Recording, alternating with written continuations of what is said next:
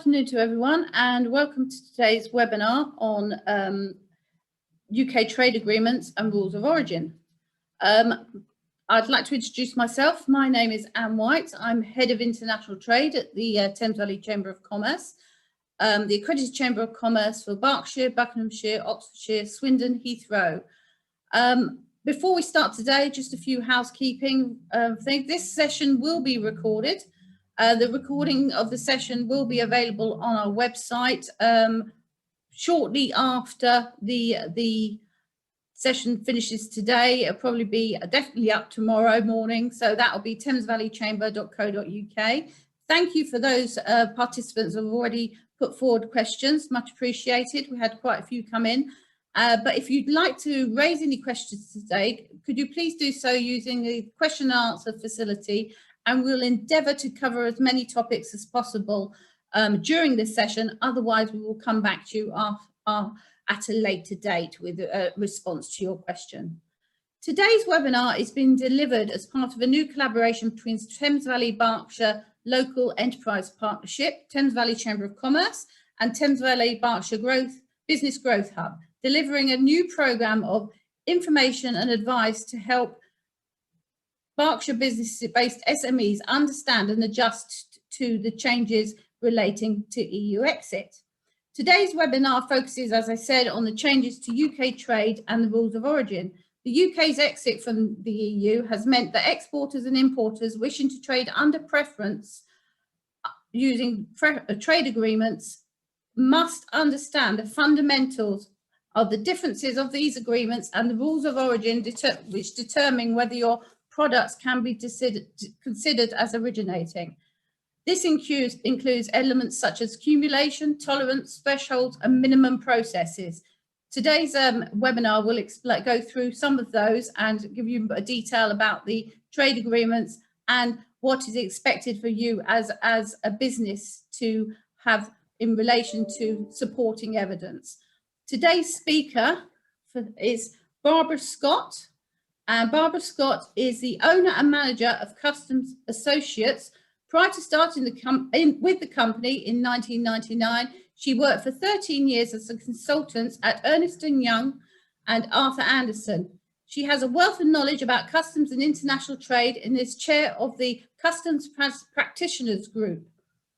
Barbara is also a customs advisor to the UK Warehousing Association and the gift and toy trade. Barbara works with a number of associates advising on excise duty, customs systems, litigation and related matters. Customs Associates has a network of customs and international trade advisors in most of the major trading countries. So without further ado, I'm going to hand you over to Barbara, who's going to present today's presentation. Thank you, Barbara. Thank you, Anne, for that introduction, and good afternoon, everyone. So we're going to talk about trade agreements and rules of origin. But before we do, I want to start by talking about tariff classification. Because if you get the tariff classification wrong, you're probably looking at the wrong origin rules for your goods. So, as you should be aware, importers and exporters from the UK and from the EU have an 8-digit code, tariff code. And if you're importing into the UK or the EU, a 10-digit tariff code. That's important to understand what those codes represent. The first 2 digits are the Harmonised System Tariff Chapter, HS Tariff Chapter. And the next 2 digits, the first 4 digits, are the HS tariff heading.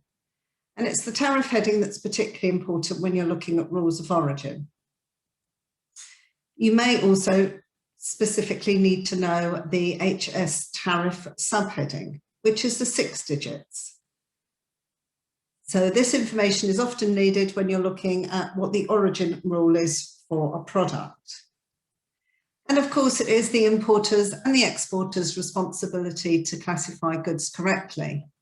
It's not the supplier's responsibility, unless he is providing you with a supplier's declaration. And I'll mention that a bit further along this afternoon.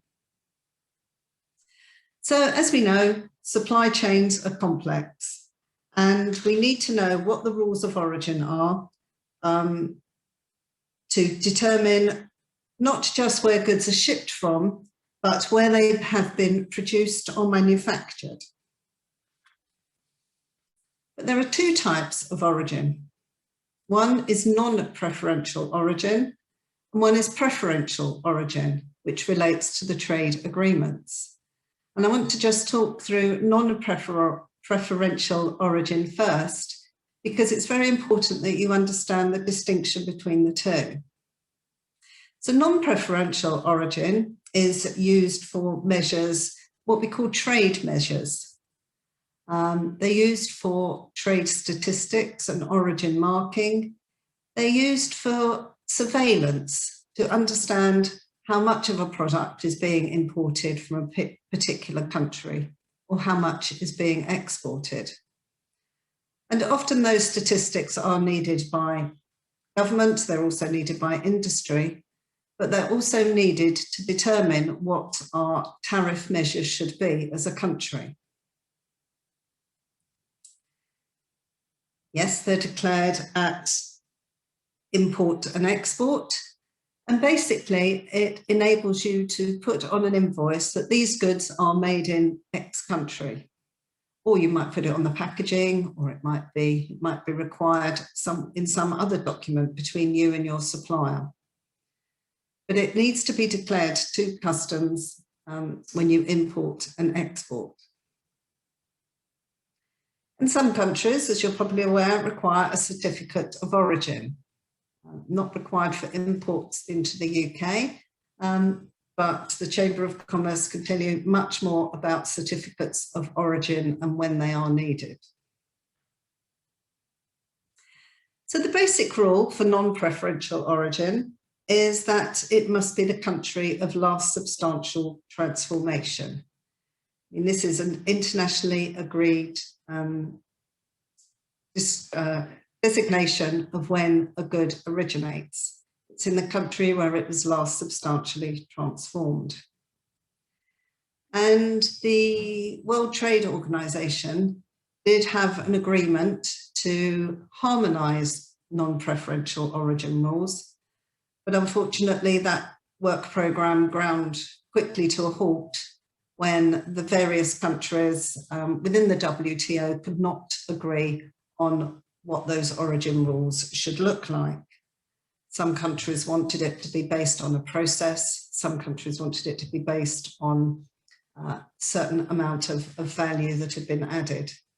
So we still do not have an international agreement on non-preferential origin rules. So each country determines its own origin rules based quite often on tariff heading. And that's what we do in the UK. We have followed the rules that we had when we were a member of the EU, and we look at country of last substantial transformation. And for some products, not all, there is a specific non-preferential origin rule based on the tariff heading. If there isn't a specific rule, then you just have to determine country of last substantial transformation yourself. So what does it mean? It means that it's as far as the UK and the EU are concerned, it's the last substantial economically justified processing or working undertaken in an undertaking equipped for that purpose, resulting in the manufacture of a new product or representing an important stage of manufacture. So that's what you need to look at when you're saying, I've imported something, have I done sufficient to it to now say that I can say this is made in the UK? There are, for non-preferential origin, certain minimal operations that will never confer origin. And if you imported something, that would not be considered to be a substantial enough process if you just packaged or relabeled it, or if you just put it into a set or simply assembled it. So there's certain requirements as to what you must do to a product to confer origin and enable you to call it a UK product. So let me just give you some examples of that. So tariff heading 6911, which covers tableware, ceramic kitchenware. The rule says that there must be a change of tariff heading, which means if you import a mug from China, no matter what you did from it, you would never be able to change its tariff heading. You would still always have a mug, which would have the same tariff heading 6911, and it would always be a Chinese mug when you exported it out of the UK. A man's jacket, it has to be completely made up. So you can import some fabric and completely make up a man's jacket, cut it, sew it, put it together, and it is then of UK origin. And for example, a monitor, so your television monitor or computer monitor. You can use imported parts to make a monitor, and provided they change tariff heading, then your monitor can be classed as being of UK origin. But what you can't do, because it says except from 8529, you cannot import 8529 is monitor parts. You can't import monitor parts and put them together to make something that is then determined to be of UK origin. It would still have the origin of those parts that you'd imported.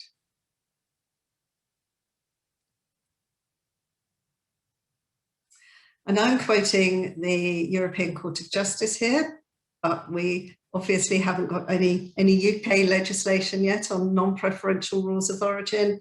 And of course, EU guidance, ECJ guidance is very much still what the UK will be following for the time being. And this is what the ECJ has said, that to be a substantial process, the resulting product must have its own specific properties and composition, which it did not have before the process. So to recap, this is just for saying where the goods were made. And this is nothing to do with, this is not to do with preferential origin. This is non-preferential origin. So let's come on to preferential origin. What's that all about? It's to do with trade agreements. And this is a list of the countries that we now, as the UK, have a trade agreement with. Obviously, the major one being the European Union. But there's plenty of other countries with whom we have a trade agreement, which may be a brand new trade agreement, such as the one with Turkey or the one with Japan, or it may be simply the rules that we had with the EU, where it has been agreed with the other country that we can roll those agreements over into UK trade with those countries. So a lot of these agreements will be changing in the years ahead. Yeah, and I'll come back to that. Down at the bottom there, I've written generalized system of preferences. Whereas we have trade agreements with all these other countries, the generalized system of preferences just relates to goods that are imported. It is not an agreement for goods from our country being exported. This is just a UK system arrangement to allow goods from developing countries to come in at reduced or duty-free arrangements. And I just mentioned that for most of these countries, for industrial goods, the goods will come in duty-free, but there will be restrictions, perhaps tariffs and quotas, reduced tariffs on possibly agricultural and other sensitive products.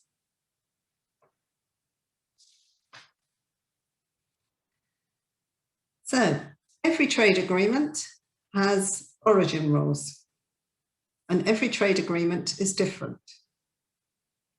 They are all based on similar arrangements, So, for example, when we go into negotiate, or when we went into negotiate as the EU, we would always have a standard set of arrangements that we would like with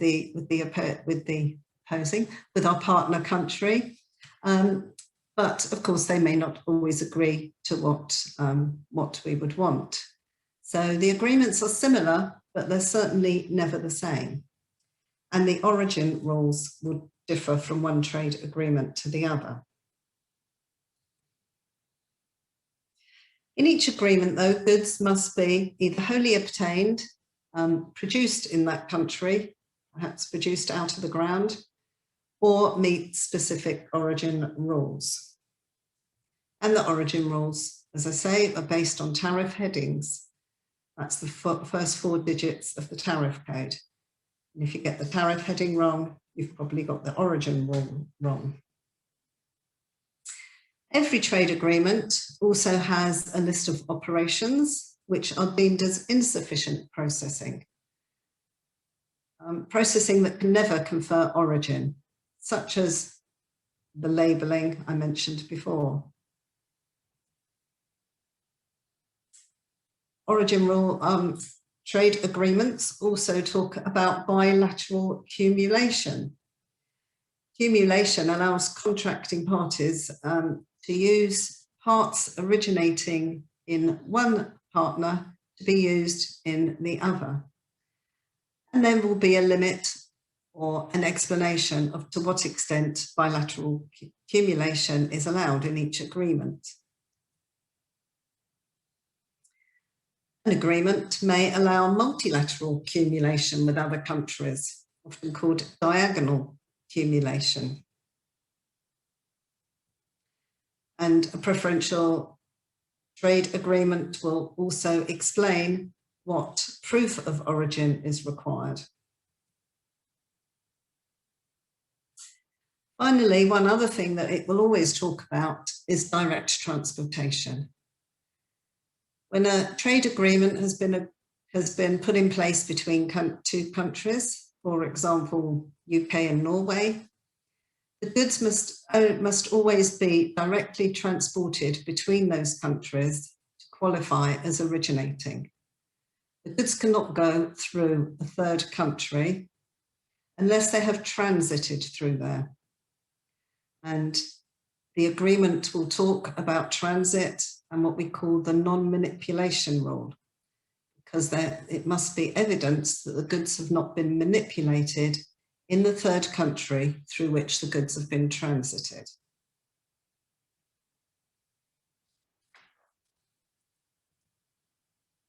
So let's come on to the EU and UK Trade and Cooperation Agreement. Quite a weighty document. Hopefully some of you have tried to look through it and understand it. Part 2, Title 1, Chapter 2 gives us the general rules on origin.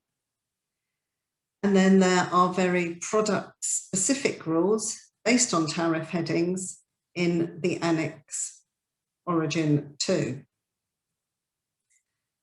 And the Annex Origin 1 gives introductory notes to explain how the product-specific rules work, the PSRs, as I'll try not to mention too often, but more acronyms for us to learn. So, insufficient production is covered in the agreement, and there's a list, I think it's about 15 processes that it lists out that says each of these is insufficient production and can never confer origin.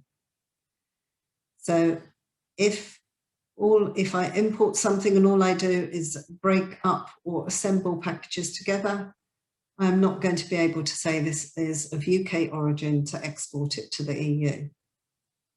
If I simply paint something, that's not okay. Or if I simply assemble parts together, that's not okay either.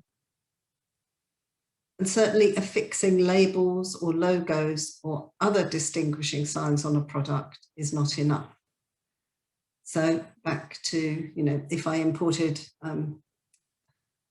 a pretty cheap t-shirt from say China, but I put a very expensive branding on it, it still would not qualify it as being of UK origin. Now, the thing to note here in these insufficient production list is that, and I've given an example here of two, some of them put the word simple in front of it. Simple means that if neither special skills or machines, apparatus or equipment, especially produced or installed, is needed to carry out the operation. So it was simple painting. If actually you just painted it by hand in quite a simple manner, that could not be considered sufficient production. But if you needed a factory to do the painting, then that in itself will be considered a production. The goods have been produced, and you can then go on to consider whether they meet the product specific rules to qualify as originating. Again, assembly. Simple assembly is not allowed, well, will not confer origin on products. So if I import something and put it together very simply, perhaps if I import, how about some IKEA furniture and put it together, I have not conferred the origin on, I have not conferred UK origin on that piece of furniture. But perhaps if I imported lots of parts of furniture from around the world and had them put together in a factory, then that would not be simple assembly. And my products may qualify as being of UK origin. But I must still meet the PSR for those goods. Just simply meeting the production, saying that there is sufficient production is not enough. Also in the EU-UK trade agreement, there is details about cumulation. And for example, EU originating materials may be processed in the UK, and then the finished product will be of UK origin. But in fact, this agreement is quite generous when it comes to cumulation between the EU and the UK, and it allows goods that have been processed in one or other party to count as part of the finished origin of the product. That's not very well explained, Barbara.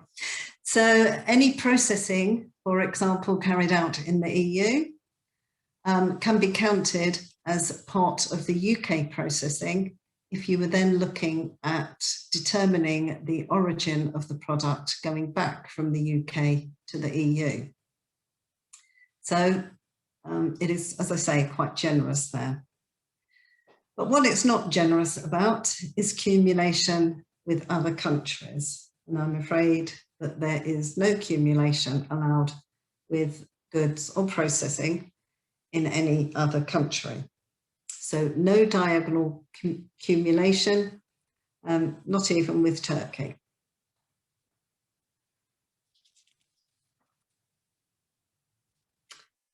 So let's look at those products I mentioned earlier and look at their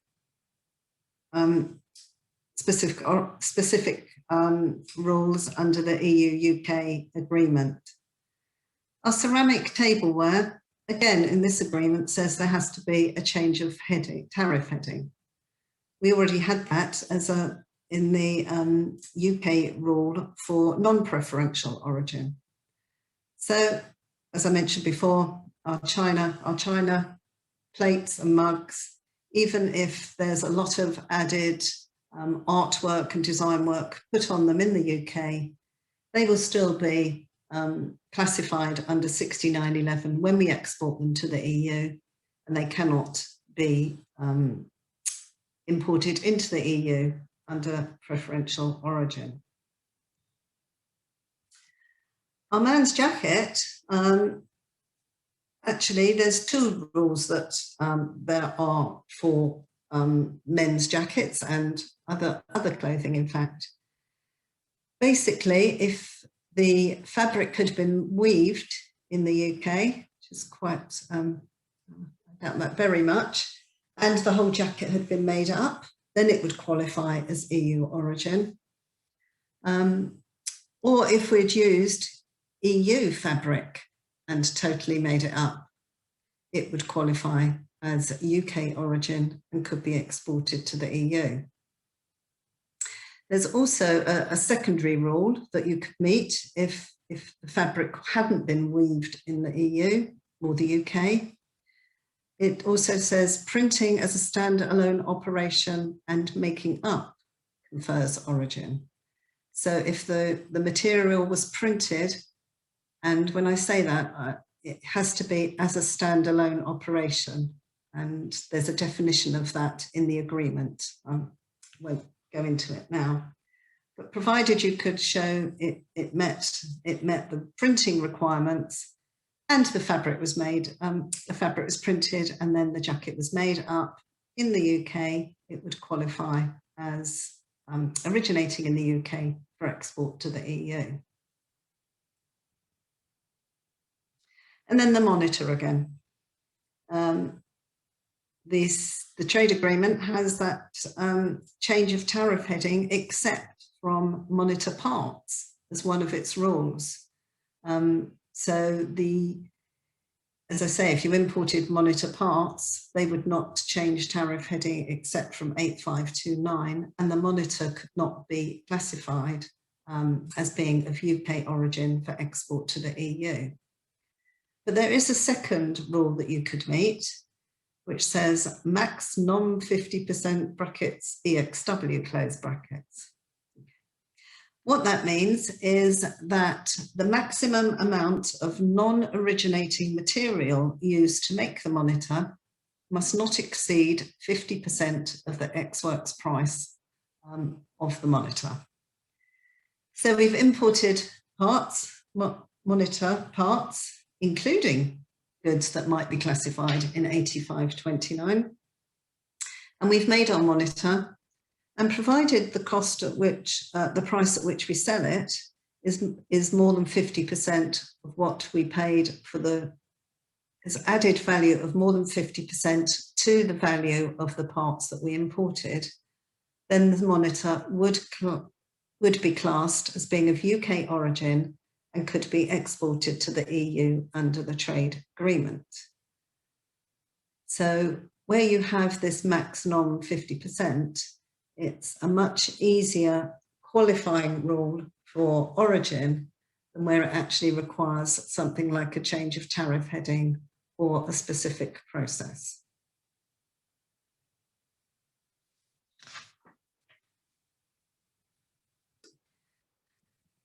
Right, now, yes, the next thing that I wanted to mention was what the proof of origin is within the EU-UK TCA. Again, it's reasonably generous regarding proof of origin. It doesn't require a document, certainly not a document stamped by the authorities to prove origin. So it's effectively, we call self-certification by traders. And it can rely on what we call importer's knowledge. Now, the only other agreement we have that has this importer's knowledge as an acceptable proof of origin is a trade agreement with Japan, which again is a pretty newish trade agreement. And we don't know a lot about how we would prove importer's knowledge. Basically, they're saying, if as an importer, you know that these goods originated in the EU, you know they've met the EU origin rules, you could import them just on that knowledge. The problem with that, of course, is that at some point, HMRC might come along and ask you how you knew. What evidence have you got of your knowledge? To me, it's a very dodgy ground. And I will always recommend that you use the alternative, which is the statement of origin provided by the exporter. this is the actual wording for that statement of origin. And if we are exporting from the UK, where it says exporter's reference, you would put your EORI, your UK EORI number. And where it says preferential origin, you would put UK. If the goods are being exported from the EU, they have to use their registered export number, which is their REX number. And they would have to state that the goods are of EU preferential origin. For UK imports, it's not required, the statement of origin, for goods of less than £1,000. That doesn't mean that you can import any goods of less than £1,000 and say they are of EU origin. You would still need to know that they are of EU origin. So basically, even though you don't have to have a statement, again, I would always recommend that you do. And the statement may be on an invoice or any other commercial document. And it could be for a single consignment or for a multiple number of shipments covering a 12-month period.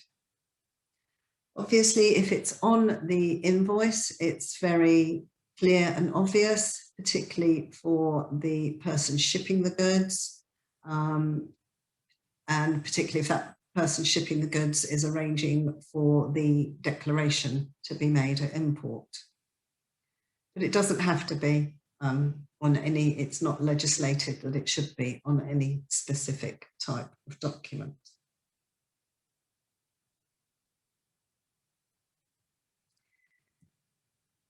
Now, you may not have manufactured the goods, but you may be exporting them. So if you buy goods in the UK and you're going to export them, then you may require from your supplier a supplier's declaration as evidence that you can export the goods, making this claim that the goods are of UK origin. Equally, if you are buying goods in the UK and you are processing them, and you need to find out if your goods will meet the origin rule, which requires that only a certain amount of non-UK product can have been used, then you will want to go back to your supplier and ask for a declaration to know whether he had imported those goods initially. And if he had, whether those goods had been imported from the EU. Because if they had, then we can use cumulation, and those goods can be treated as being of UK origin when calculating whether the goods qualify, the final goods qualify as being of UK origin. So suppliers' declarations are very important. The agreement recognises that we can't all scurry off straight away and get these suppliers' declarations all in place, because we are exporting our products on a regular basis. We need to export the products now. The agreement says that you must have these supplier declarations in place by the end of the year. So if you are exporting something and declaring it as UK origin, but you need to find out from the supplier or from a supplier of parts where those goods originated, then you need to get that supplier's declaration in place as soon as possible.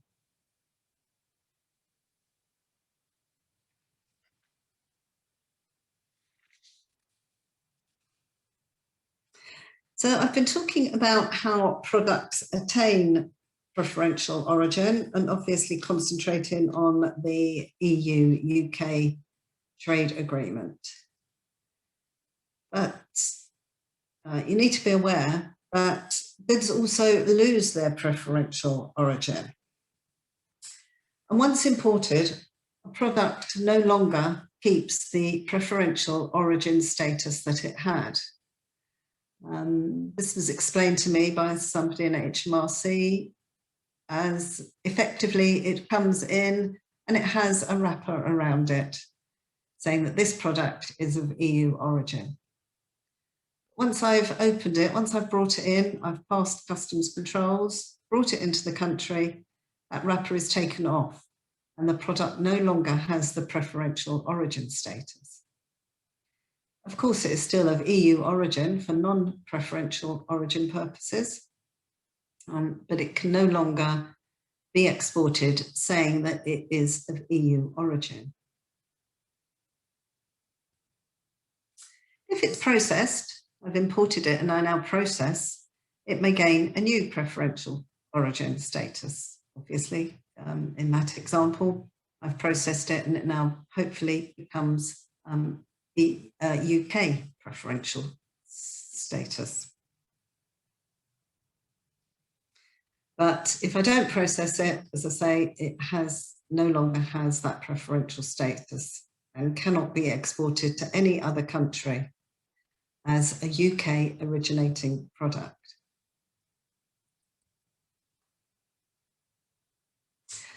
Goods may keep their preferential origin statement if they're in transit through the country. I mentioned earlier this direct transport rule, and certainly it applies for preferential origin status for goods coming through the UK or through the EU. So if goods are being transported, they still keep their origin. And in some cases, storing goods in a customs warehouse may enable them to keep their preferential origin status.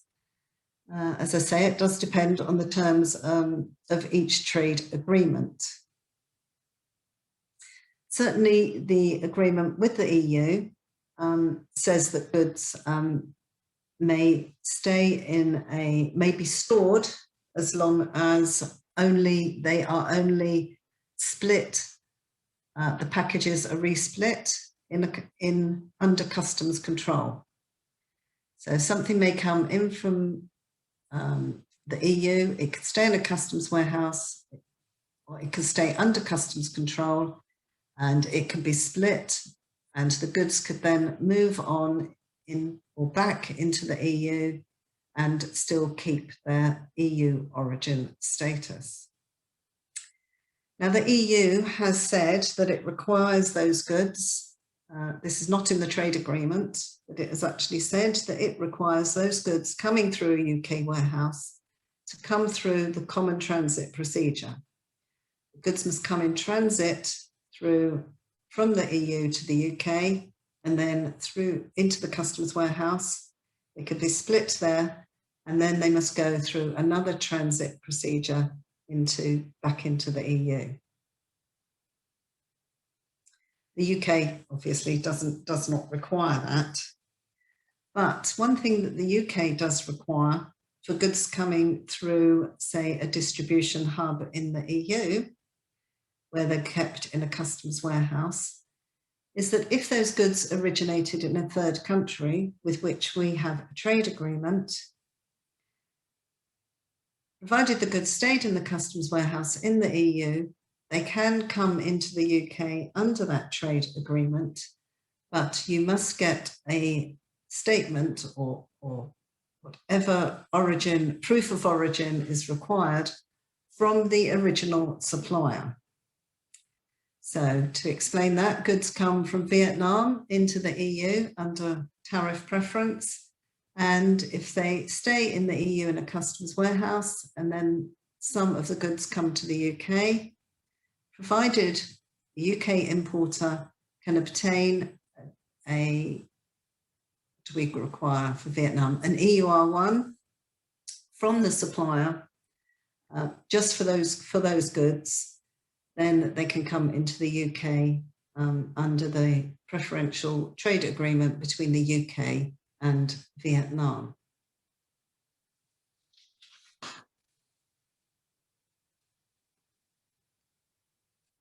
Yeah, so as I say, the storage of a product may take place in a third country under customs supervision.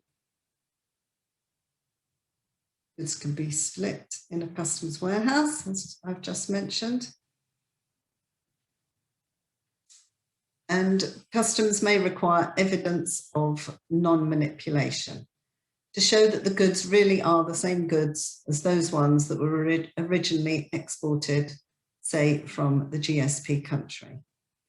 And what they have asked for would be copies of transport documents or declarations in and out of the customs warehouse and other factual evidence.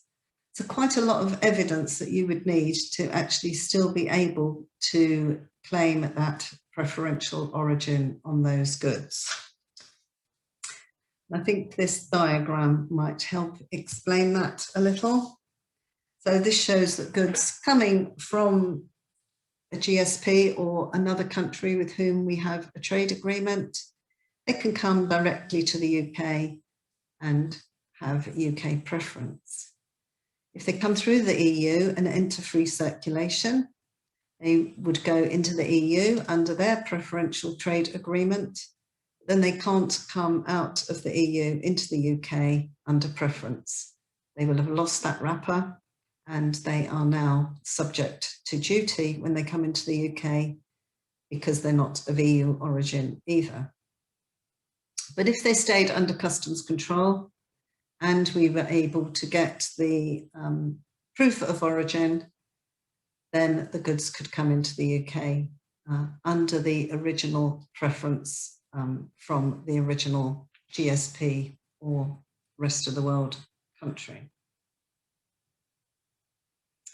Before I move off that, I should also mention, because I have put UK there, but of course Northern Ireland is dealt with a bit differently than the rest of GB. And goods going directly into Northern Ireland from a GSP or other country with whom we have a free trade, trade agreement can go directly, and in fact the Northern Ireland company can claim UK or even EU preference on those goods if that's available. But if they come into the UK first, into GB first, and they are declared under the trade preference, they will then lose that wrapper when they're sent to Northern Ireland, because under the Northern Ireland Protocol, goods have to be considered as being third country goods and no EU preference would be available. Of course, again, if the goods came from the GSP country into a customs warehouse and they will have kept their original GSP preferential status and can go into Northern Ireland duty-free. Right, I've done plenty of talking and I'm going to stop there because I've tried to cover all the general questions that we had, although some of them that we did have in advance were quite complex and wouldn't be relevant to a general audience. But there, I must say that there is, because the trade agreements are not co-joined, they're not, you can't look at them and see where they overlap or where they join together, particularly not the UK-EU one. We are still trying to understand some of these cumulation issues. When I say we, I also mean HMRC and DIT, who actually put these agreements in place. They are still trying to work out how some of these cumulation and how issues will work, because it does appear that actually there is disagreement between some of our partner countries as to what they thought they had agreed. I don't know, Malin, if you want to pick up some specific questions that have come in. I'll just mention a couple, actually. The there is plenty of guidance on the HMRC website. I do understand that it is a myriad, and you do go around in circles with it from time to time. We all do. But if you are looking for those lovely public notices that we used to have on preferential origin and trading with different countries, notices 827, 828 and 830, they do no longer exist, I'm afraid, and it all is all there in general guidance.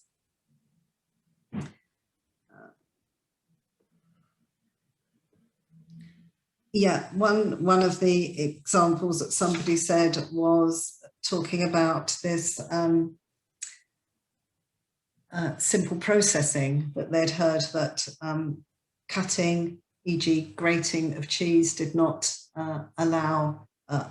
did not confer origin. It would be fine provided it was done on very special machines and not done, as I say, in my kitchen. So yeah. So Barbara, we've actually got some really good questions that have come in on the question and answer. We need to declare all products country of origin on export paperwork. We have some products mixed in the UK using ingredients from different countries.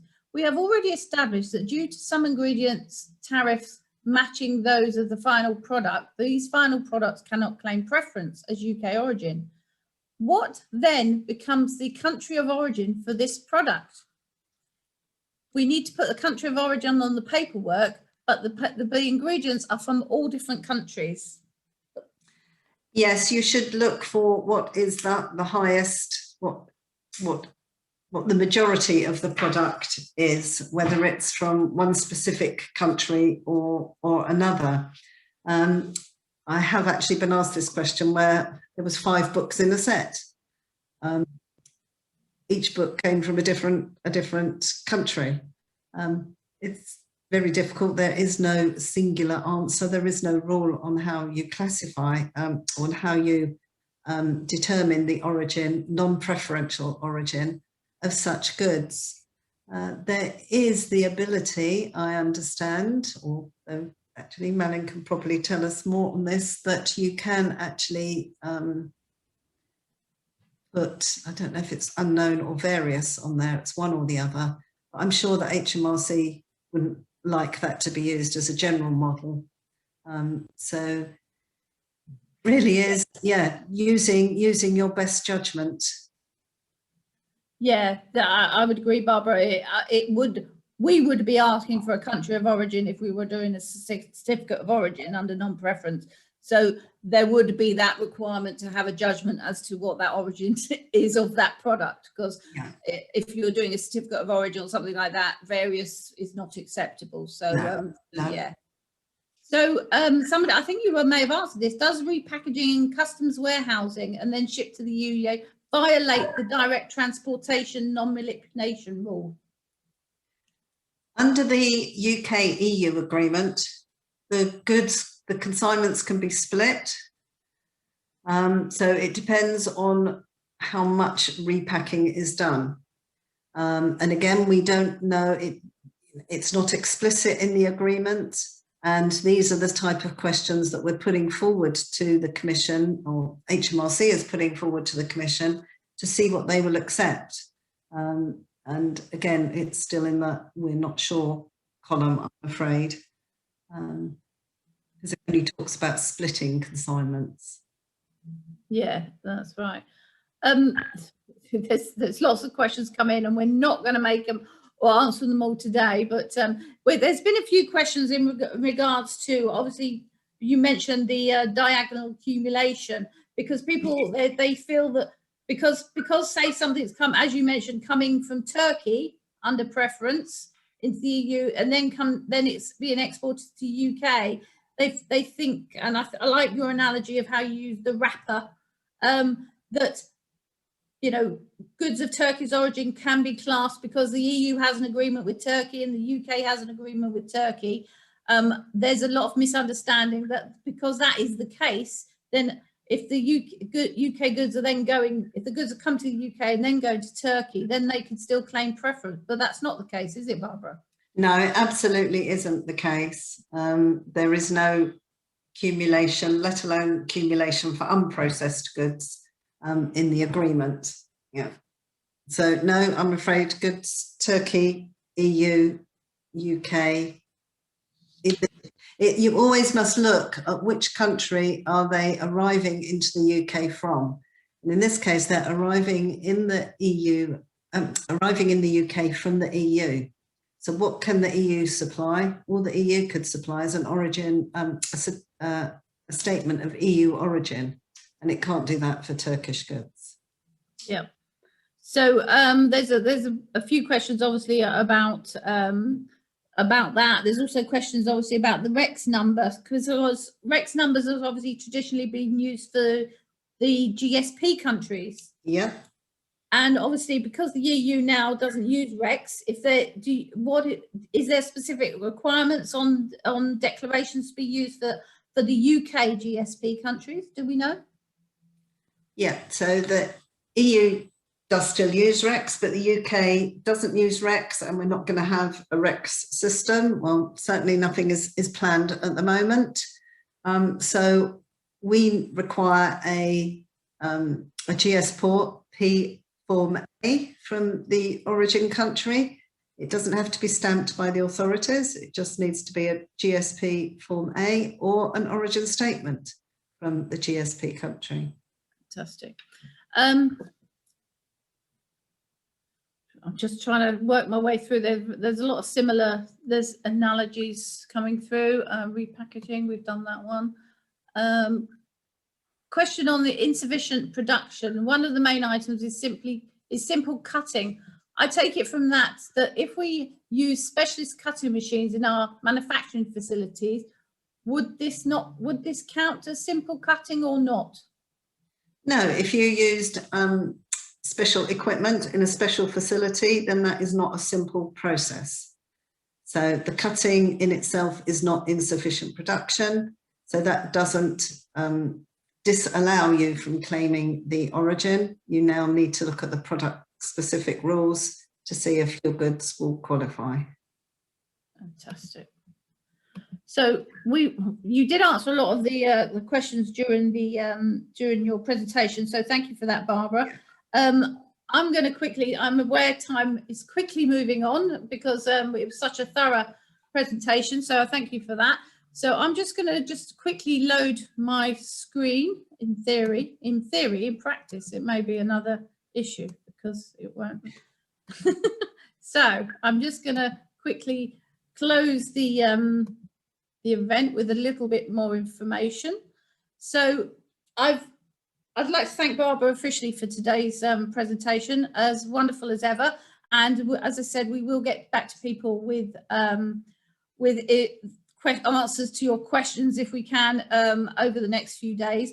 As I said, this webinar today is part of a new initiative of support available in partnership with the Thames Valley Berkshire Local Enterprise Partnership, Thames Valley Chamber of Commerce and the Growth Hub. If you are a Berkshire company and you're looking for any advice on EU exit, whether that be customs related, whether it be people related, whether it be relating to standards, anything like that, please contact us because we will be able to help you. You are entitled to a free advisory sessions, whether it be from us, Thames Valley Chamber, or the Growth Hub. So I would urge you to take up that offer if you're Berkshire based.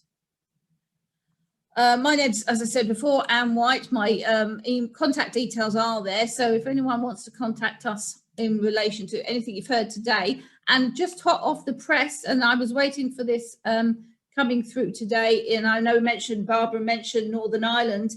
We will be running a webinar with Northern Ireland Chamber of Commerce on some of the protocols in relation to the Northern Ireland and goods going through Northern Ireland to the Republic of Ireland.